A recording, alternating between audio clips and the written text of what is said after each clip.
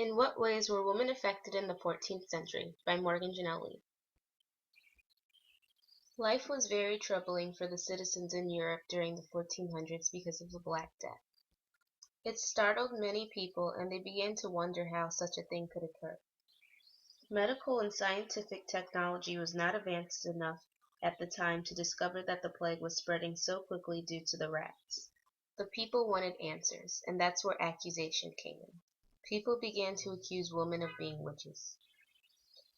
Of the almost 300 witch trials that took place, almost all involved women. Lots of them were just poor and innocent and happened to be in the wrong place at the wrong time. Being falsely accused as a witch often led to horrible deaths. Marriage was also another way women were affected in the 1400s. The main purpose for marriage was to produce children in the 1400s. Women were often married young as 16 years old in fact. Usually they had no choice in the matter. Who a woman was to marry was often decided by her parents. Many weddings during that time were held through the streets. Either the bride walked or she was carried by horseback. The dress usually wasn't white, and it was either borrowed or rented. Concerning marriages, love was usually out of the picture. Marriage was more of a legal contract agreed between the families of the couple.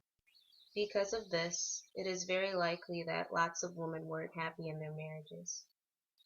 Another way women were affected in the 1400s was prostitution. It was influenced by the early Christian church. It was seen as a necessary sin, and it was therefore tolerated. But even though it was tolerated, church officials condemned the practice and also encouraged women to give up the trade. The profession was often done in lower classes of women. They were the ones that usually got customers on the street. Although most were poor, there were also middle-class prostitutes. Middle-class prostitutes often worked in inns, sat in windows of houses, or worked as musicians and dancers. This class of women were called altrides, which means flute players. They were generally not slaves, or poor class. It was also common to see them performing in theaters as well. Though many prostitutes got successfully rich, constant contact with different people often led to disease. But because of the regulation of prostitution that existed throughout Europe, health examinations, wages, rents, hours were all controlled by various governments.